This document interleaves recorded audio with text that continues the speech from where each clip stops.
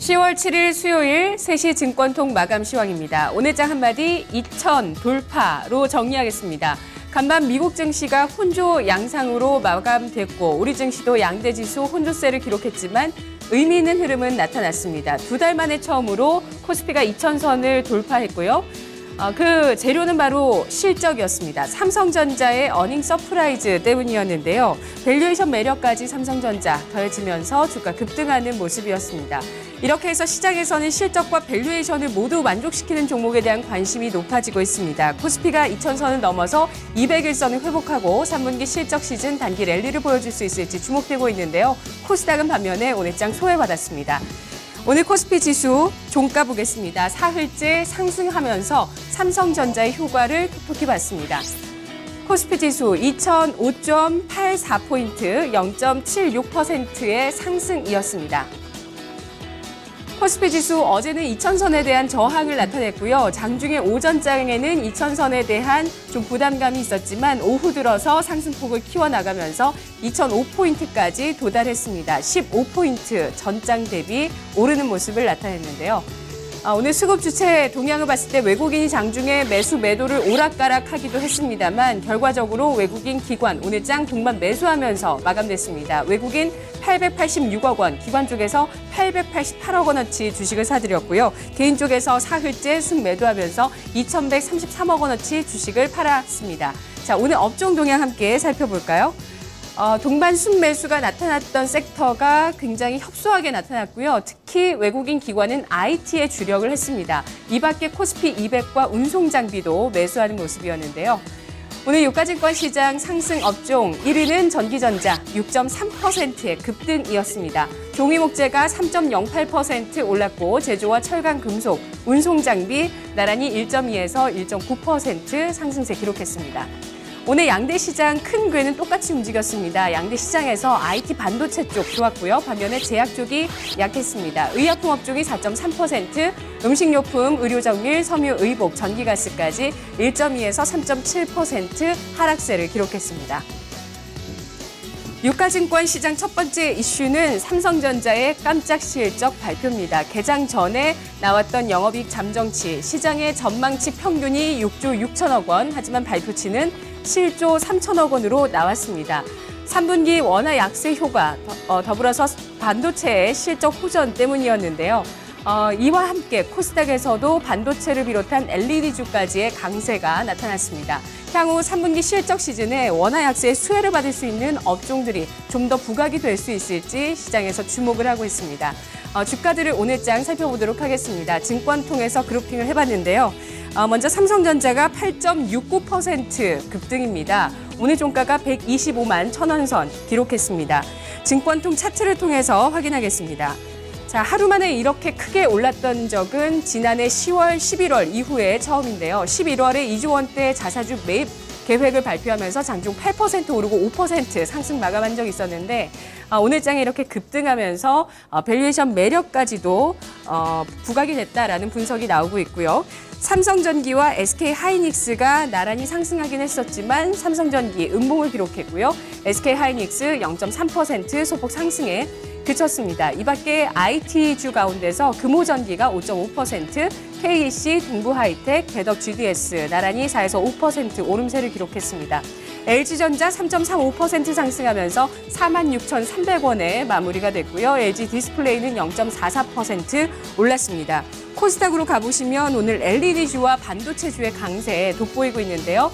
AST제텍과 서울반도체, 오킨스전자, 아나페스 나란히 9에서 14% 급등했습니다. 이 밖에 급등했던 종목들 굉장히 많이 보이고 있고요.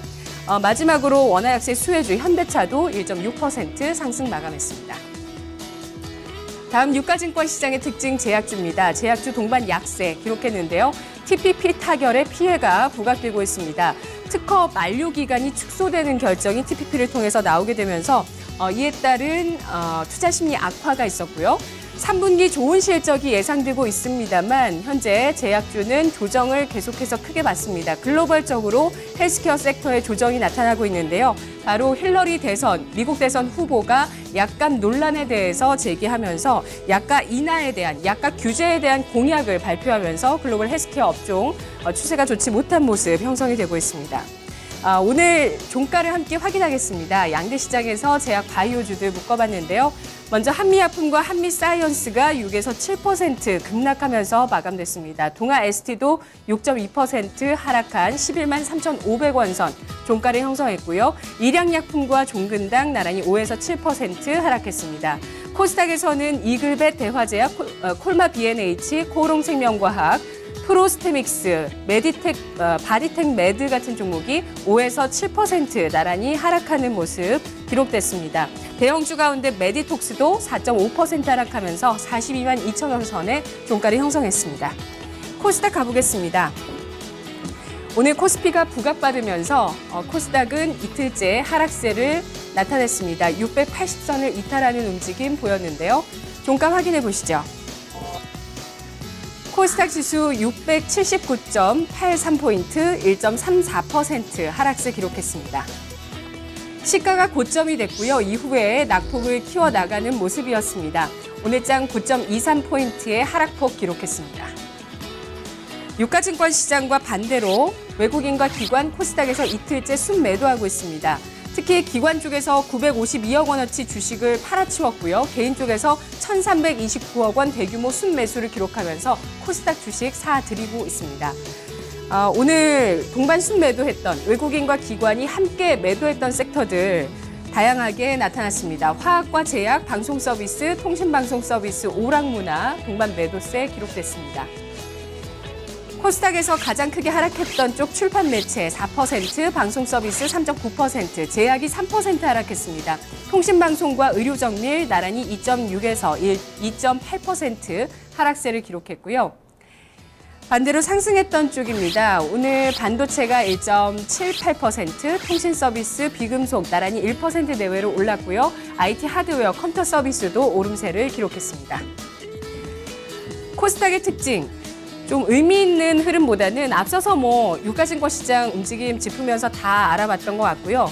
그 밖에는 중국 모멘텀이 지속되고 있다는 점인데 개별주가 강세를 기록하고 있고요. 오늘 또 새 소식을 내놓은 기업도 있었습니다. 깨끗한 나라가 이 전자상거래 중국에서 티모를 비롯한 1, 2위 업체에 새로운 입점 소식이 있었다라는 내용이 있었습니다. 올 상반기 기저귀 중국 수출액은 지난해 대비해서 2배 이상 성장하는 모습이었다고 하는데요. 관련주로서 오늘장 부각을 받았고요.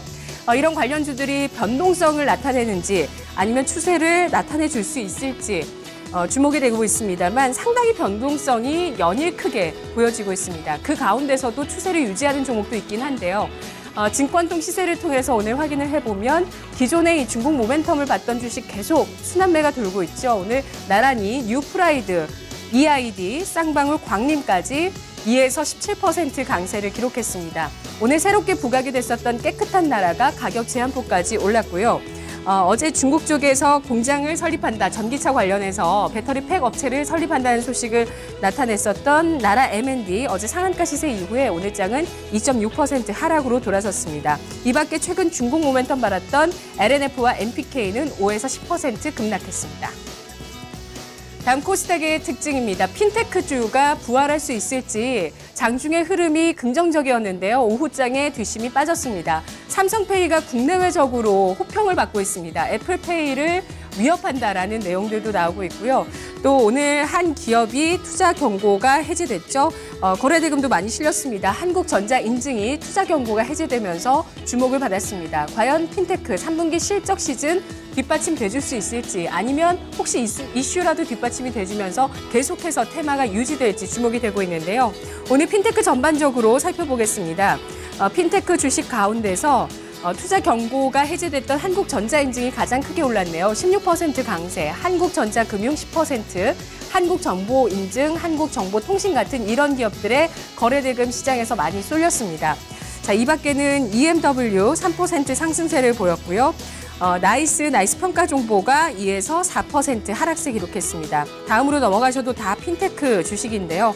한국전자금융 아까 확인해봤군요. KCT와 청호컴넷이 오름세였습니다. KCT ATM주인데요. 25% 상승했습니다.